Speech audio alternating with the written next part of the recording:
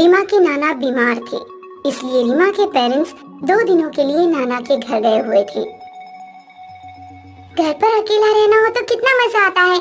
चाहे टीवी देखो, चाहे बॉयफ्रेंड से बात करो, कोई रोक टोक नहीं। आज खाना भी नहीं बनाऊंगी, पिज्जा मंगवाती हूँ और उसके साथ कोल्ड ड्रिंक भी। रीमा ने एक फूड डिलीवरी करने वाली वेबसाइट से पिज्जा ऑर्डर कर दिया और टीवी देखते हुए पिज्जा आने का इंतजार करने लगी।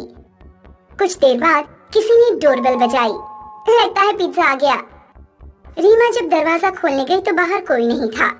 यहाँ तो कोई नहीं है, तो फिर बेल किसने बजाई? रीमा कुछ देर दरवाजे के पास खड़ी रही, लेकिन दरवाजे पर कोई नहीं आया। आखिर उसने दरवाजा बंद कर दिया। दरवाजा बंद करते ही घर की लाइट चली गई। ओह गॉड, ये लाइट को क्या हो गया? अब मैं टीवी भी नहीं देख पाऊंगी। रोहित को फोन करती हूँ। रीमा अपने बॉयफ्रेंड को कॉल लगाने ही वाली थी, तभी उसे किचन से बर्तनों के गिरने की आवाज सुनाई दी। रीमा को थोड़ा डर लगा क्योंकि घर पर कोई नहीं था और लाइट भी नहीं आ रही थी। वो मोबाइल की फ्लैश लाइट जलाकर धीरे धीरे किचन की तरफ बढ़ी, लेकिन तभी किसी ने इतनी जोर से मेन गेट खटखटाया कि रीमा चौंक पड़ी। ऐसा लगा कि दरवाजा टूट ही जाएगा। कौन है? आ रही हूँ अभी। दरवाजा क्यों तोड़ रहे हो? रीमा ने दरवाजा खोलने से पहले इस बार डोर लेंस से बाहर देखा। बाहर सफेद साड़ी में एक औरत खड़ी थी, जिसका चेहरा साड़ी से ढका हुआ था और हाथ में पिज्जा था। रीमा तुरंत दरवाजे के पीछे हट गई थी। रीमा ने पहले भी पिज्जा मंगवाया था, पर इस तरह सफेद साड़ी पहने कोई औरत कभी पिज्जा लेकर नहीं आई थी। बाहर खड़ी औरत बार बार डोर बेल बजाने लगी। क्या करूं? दरवाजा खोलूं या ना खोलूं? ये औरत तो किसी चुड़ैल की तरह लग रही है। बराबर वाली गुप्ता आंटी के घर कॉल करती हूँ। हेलो आंटी, मैं रीमा बोल रही हूँ। मैंने पिज्जा मंगवाया था, पर सफेद साड़ी पहने कोई औरत मेरे घर पिज्जा लेकर आई है। मुझे डर लग रहा है। क्या आप अपना दरवाजा खोलकर जरा मेरे दरवाजे पर देखेंगी? घबराओ नहीं रीमा, मैं अभी देखती हूँ। गुप्ता आंटी अपने घर से बाहर निकली और रीमा के दरवाजे पर गई। रीमा डोर लेंस से बाहर देखने लगी।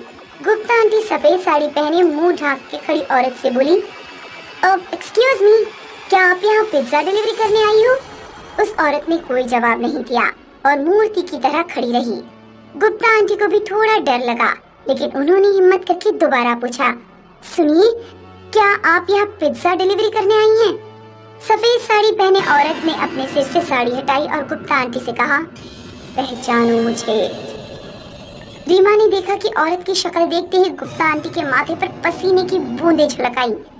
औरत ने अपनी कमर से एक चाकू निकाला और गुप्ता आंटी के सीने पर लगातार चाकू से कई बार वार कर दिए।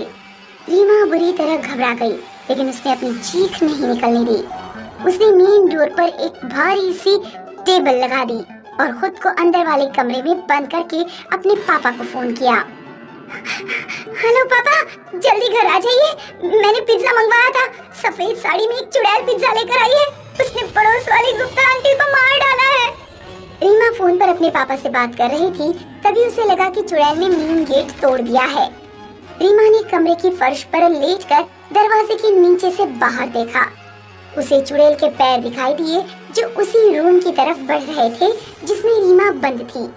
रीमा ने रूम में कोई भारी चीज ढूंढी, ऐसी चीज जिससे चुड़ैल पर हमला किया जा सके। उसे अपने पापा की गोल्फ स्टिक दिखी।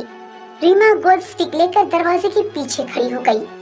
जैसे ही चुड़ैल कमरे में घुसी, रीमा ने गोल्फ स्टिक से चुड़ैल की गर्दन काट डाली, लेकिन चुड़ैल के धड़ ने अपना सिर उठाया और वापस जोड़ दिया।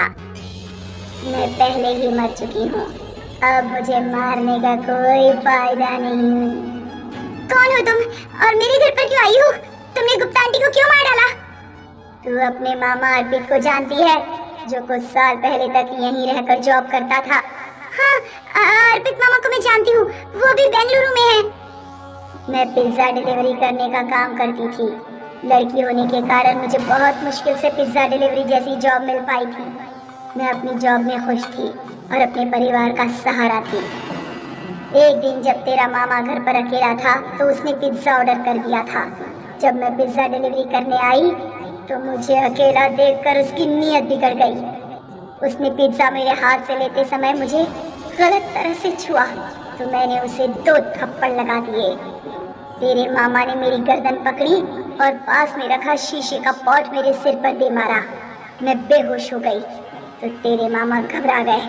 उसे लगा कि मैं मर चुकी हूँ। घबराहट में वो मुझे घर के पीछे वाले गार्डन तक घसीटते हुए ले गया और उसने मुझे गार्डन में गाड़ दिया। गुप्ता आंटी का तेरे मामा से चक्कर चल रहा था। उसने भी मुझे गाड़ने में तेरे मामा की मदद की थी। इतना कहकर चुड़ैल गायब हो गई।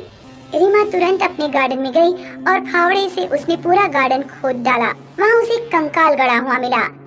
रीमा सोच में पड़ गई कि क्या उसे अपने पेरेंट्स को सब कुछ बता देना चाहिए और अपने मामा को सजा दिलवानी चाहिए या फिर उसे अपने मामा को भाग्य पर ही छोड़ देना चाहिए।